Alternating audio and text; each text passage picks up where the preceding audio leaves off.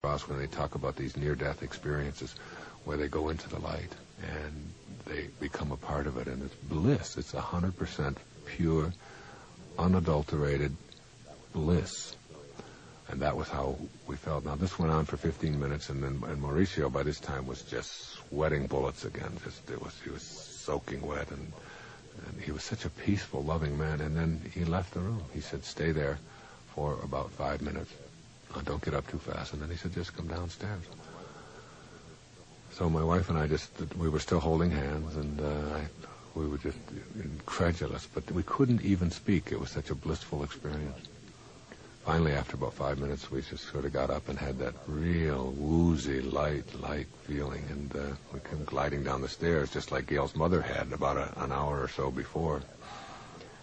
And Mauricio was down there gulping more water. He was also going to be with one more person that evening.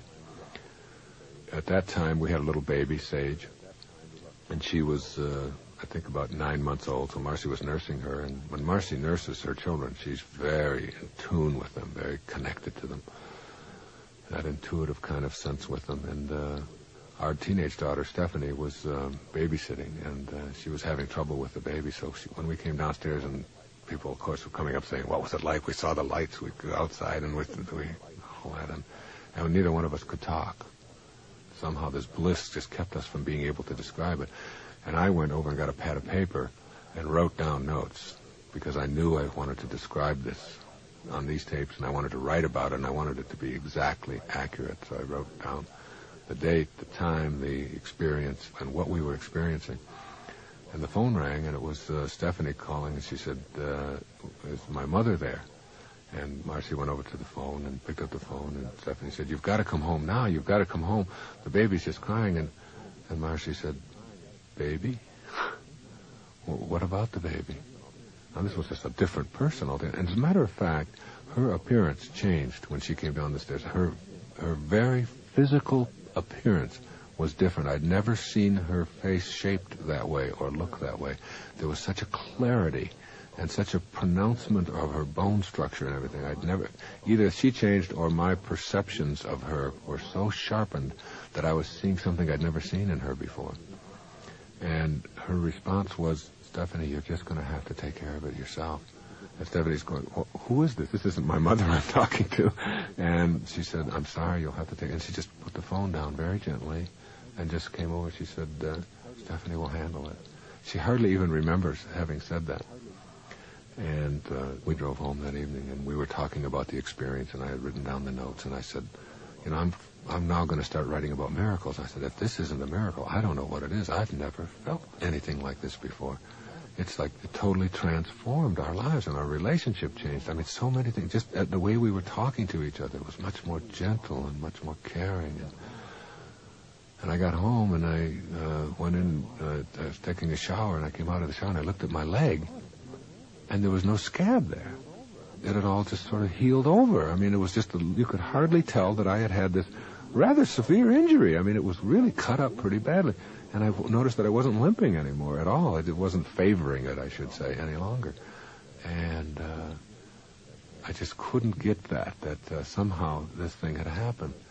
The experience with Mauricio Panicet was very real. And as I reread chapter 14 in Going Within, I saw that what Shirley had described in there was very similar to what we had just experienced, that there are beings who have this very special divine guidance. And even as I think of the words that Christ said of, even the least among you can do all that I have done, and even greater things. That's a paraphrase of what Christ had said.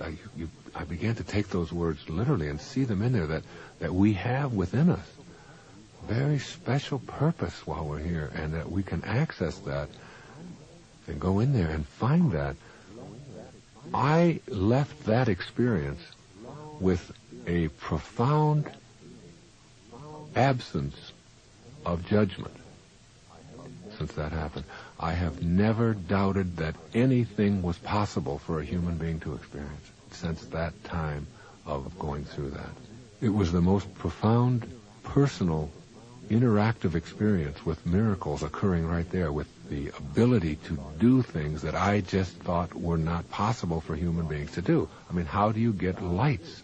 This man had scars, little burns on his body from these lights that had come out, and I could see, he said, they were so intense. He was put in prison in Brazil because they were just afraid of this kind of, and they took all of his clothes away from him. They put him in the prison cell, and they said, there, now, if you, let's see you do your lights now. And sure enough, all the prisoners, he was doing it right in the cell. He had some kind of magnificent special power, and he has committed his life to healing, to using this, whatever this is, whatever this phenomenon is. And he's been examined by physicians, and he's had all the skeptics look at it, and no one can explain what it is that he is doing. But I, Wayne Dyer, and my wife, Marcy Dyer, we were there, we were in the room, we experienced it, and we have that knowing. And there's nothing, no matter how many people are doubtful, no matter how much skepticism might come at me as a result of my sort of coming out of the closet, if you will, and telling that story, could ever take away that knowing. It's a powerful, powerful knowing.